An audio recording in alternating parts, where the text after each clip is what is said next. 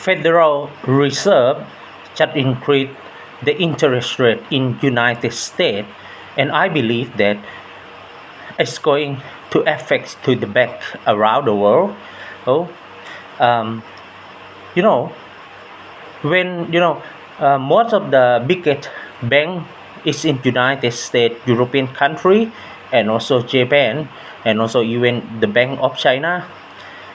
In each country, the banks is not big enough for the entrepreneur or businessman who has the really very big project. So they need to borrow from the banks of United States.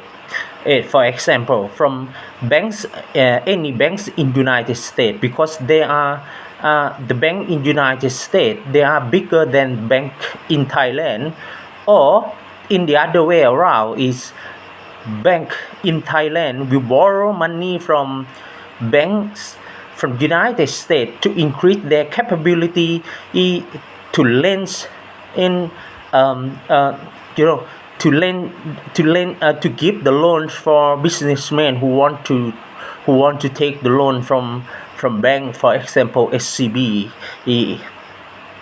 So how interest rates is able to decrease the inflations? This is because when the interest rate is increased, the people will slow down to take the mortgage or to take the loan from the bank because they know that they are going to pay a lot more of interest rate. For example, usually you borrow 100 baht and you will pay interest rate 2 baht every 100 baht. But after the interest rate is increases, you need to pay 3 baht or even 3.5 or 4 baht for every 100 baht. So when you need to pay more interest rate to the bank, so you will slow down to take the loan, and all of the business will slow down to take the loan. So when the businesses in the country is slow down to take the loan, also it means they don't have money to spend more on their businesses or to expand more or to even hire more people to work for their company. So it means that the number of money that will spend by the company, by each company in the country will be less. So the product activity that will be happening less as well. Also, let's think about that when according to the demands and supply, when the people in the populations spend less, of course it will be able to bring down out the price of goods and service. um, and the law of demand and supply, when there are a lot of high demand and the supply is short, or the supply is shorter than demand, of course it will make the price of goods and service higher. But if the demands is lower than the capacity of supply, the price of goods and service will be lower, because many merchandise or many businesses, they will compete to each other to decrease the price to make sure that they will be able to sell their products to the market. But it doesn't mean that they will lose.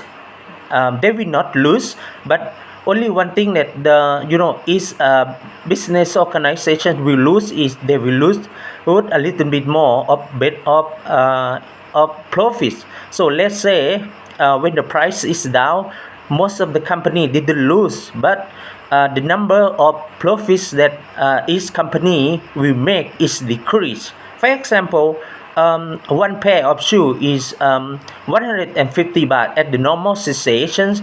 So when the inflations happen, the price of the pair of shoe will increase to 180 or even 200 baht. But But when nobody spend because the interest rate is high, and it affects us to from the company, from the bank, from the company, and also from the from the small merchandise, and from the unemployment, or the number of people who is employed, or even affect to the number of salary, the basic salary in the country.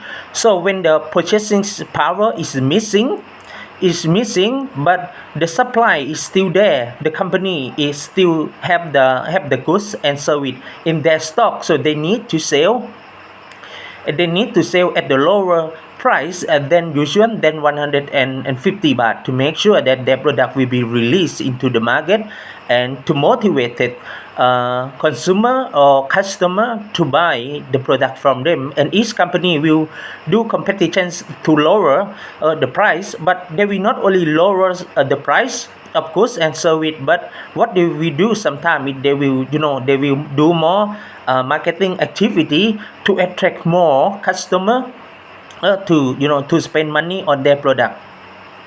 you know it will never ever happen when the price of goods and